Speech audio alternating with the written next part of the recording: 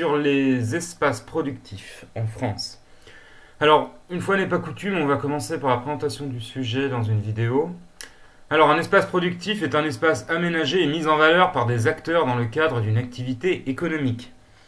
Alors, qu'est-ce que ça signifie tout ça? C'est très simple. Un espace productif, c'est un endroit qu'on a organisé, c'est-à-dire c'est pas un endroit sauvage, tout simplement.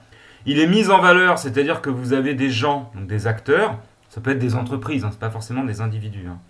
Donc il est mis en valeur, c'est-à-dire qu'il est utilisé, il est exploité par des individus dans le cadre d'une activité économique, c'est-à-dire pour créer de la richesse. Alors je vais vous donner un exemple tout bête.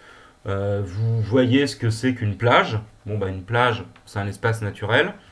Dès lors que vous allez mettre des planches à voile et que vous allez donner des cours, par exemple, de voile ou d'activité nautique, ou que vous construisez un petit port de plaisance, eh bien ça devient un espace productif parce que vous avez des acteurs, en l'occurrence les moniteurs, les gens qui vont organiser tout ça, qui vont mettre en place une activité économique, c'est-à-dire qu'ils vont créer une activité qui génère de l'argent et qui vont aménager l'espace, même si c'est très léger, mais ils vont l'utiliser de sorte à le mettre en valeur, c'est-à-dire créer de la richesse. Donc toutes ces activités, elles se répartissent sur le territoire français en fonction de différentes logiques.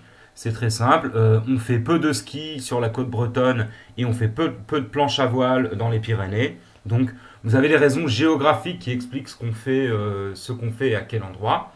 Et elles évoluent, donc ces mêmes activités, donc ces activités productives, c'est le travail que chacun fait.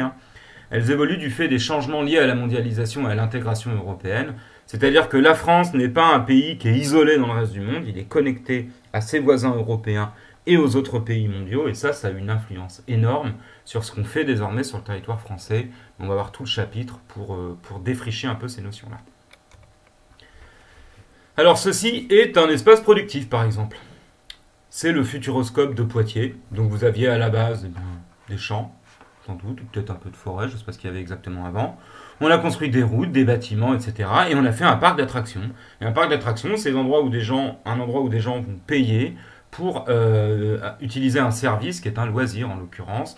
Là c'est lié à la technologie, mais si c'était un parc d'attractions à thème autour de dessins animés et d'une célèbre entreprise américaine que je ne nommerai pas, ça marcherait tout aussi bien.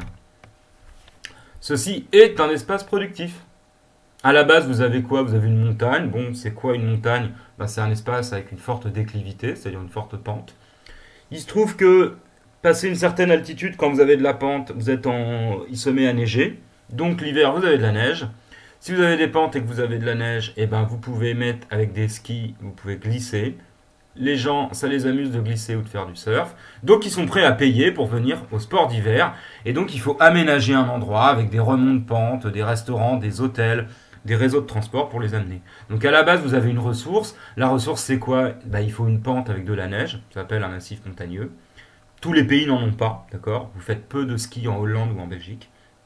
Mais vous en faites beaucoup dans les Alpes et pas mal dans les Pyrénées. Donc il faut une ressource naturelle, il faut l'exploiter derrière. Le Mont Saint-Michel, c'est un espace productif, c'est devenu. À la base, vous aviez un espace religieux qui était une abbaye.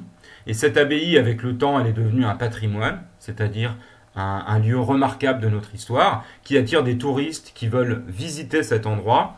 Visiter, c'est-à-dire pas le modifier, c'est intéressant. C'est que le but d'un espace touristique comme le Mont Saint-Michel, c'est que ça attire des gens et à côté, on va construire des restaurants, des commerces, etc.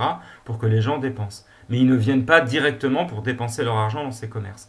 Mais on reviendra là-dessus. C'est toute l'aspect. Vous allez voir que dans le tourisme, il y a une grande variété de choses.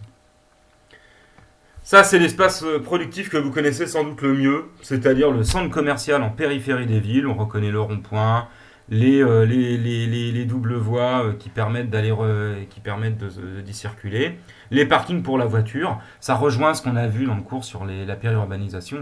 Ce type d'espace s'est considérablement développé. Vous avez quoi là-dedans? Vous avez des commerces. C'est quoi un commerce? C'est un endroit où on fait le lien entre ce que quelqu'un veut vendre et ce que quelqu'un veut acheter. Aucun des vêtements ou aucune des chaussures ou aucune des boîtes de conserve ou quoi que ce soit, aucun des produits alimentaires qui est vendu dans ces espaces-là n'est fabriqué ici. Les usines sont ailleurs. Simplement, vous avez des camions qui amènent ça, qui amènent toutes les marchandises. Elles sont stockées, déposées, mises en valeur. Vous et vos parents, vous y venez, vous vous garez, vous rentrez là-dedans, vous voyez ce qu'il y a, vous achetez. Le commerce, il fait le lien. D'accord? Donc ça, c'est ce qu'on appelle l'espace des services. Je vais revenir là-dessus derrière. C'est ce qui se développe énormément depuis une quarantaine d'années. Espace de service, c'est typiquement ça. Une galerie marchande. Alors là, vous avez sans doute reconnu où c'est à Rennes. Qu'est-ce que c'est qu'une galerie marchande? Bah, c'est un espace qu'on a aménagé. C'est-à-dire on a mis une lumière particulière. Il est à l'abri des intempéries. On y a mis des magasins, des espaces de repos. En fait, tout pour que vous puissiez, quand vous avez du temps libre, dire tiens, je vais aller me balader dans la galerie marchande.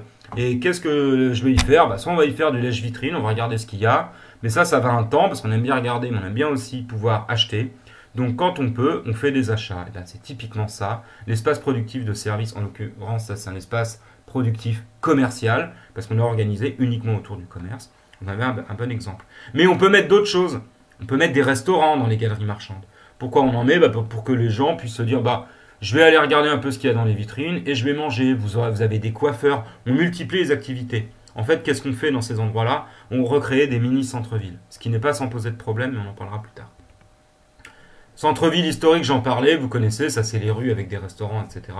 Le restaurant, c'est un espace productif, puisque effectivement, on vous vend de la nourriture, vous y allez, ça organise les lieux. Bon, vous voyez, les espaces productifs, c'est une très grande variété de choses.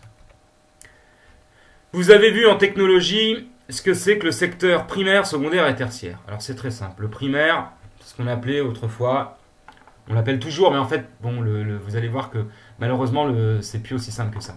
Le primaire, c'était tout ce qui était l'exploitation du sol et des matières premières. L'agriculture, la mine, d'accord? L'élevage, etc. Donc, sortir des matières premières du sol. Le secondaire, c'était tout ce qui transformait ces matières premières. Vous sortiez du fer et du charbon du sol, il fallait des usines pour les transformer en radiateurs, en voitures, en outils, en ce que vous voulez. Et le tertiaire, ce qu'on a appelé tertiaire, c'est ce qui était tout le reste. C'est-à-dire que c'est autant la banque, le coiffeur, le restaurant, le professeur d'histoire géo, que sais-je, l'informaticien, c'est tout ce qui n'est pas primaire ou secondaire. Donc vous avez constaté qu'il y a quand même de moins en moins de mines, de moins en moins d'usines, il y a toujours des champs, mais aujourd'hui le tertiaire il occupe la plupart des activités. Vos parents, dans les classes qu'on a, et d'ailleurs pas que dans les classes qu'on a, mais dans les classes, on a les 3/4 des élèves dont les parents travaillent dans le tertiaire. Et c'est pas un hasard, c'est parce que les secteurs d'activité ont évolué, mais on en reparlera. Donc, vous avez noté ça en introduction, un espace productif, c'est un lieu où on produit de la richesse et on crée des emplois. Donc, c'est un lieu où on récolte ou collecte, une ferme, une mine, fabrique, transforme, une usine par exemple. On innove ou on invente un centre de recherche, bah oui. Les centres de recherche de Apple par exemple qui sont en Californie, vous regarderez au dos d'un Apple, ce qui est marqué c'est Design in California et Made in China. C'est-à-dire qu'il a été inventé et pensé, conçu en Californie dans les laboratoires de recherche d'Apple. Et une fois qu'ils ont fait les plans, qu'ils savent ce qu'ils veulent, c'est fabriqué en Chine. Mais c'est pas Apple qui fabrique directement ses propres produits. De même que Nike, par exemple, ou n'importe quelle marque de chaussures, ils sous-traitent. C'est-à-dire qu'il y a des usines de chaussures, ils leur envoient les plans, ils leur disent on veut ça, et eux, ils font la conception, ils amènent les idées en gros. Donc ça, c'est tout ce qui est recherche. On verra, c'est un domaine très varié. Puis vous avez tout ce qui est service, ça va être le commerce, l'artisan, mais ça va du coiffeur au restaurant, au magasin de chaussures. Voilà, je vous laisse noter ça et je vous remercie de votre attention.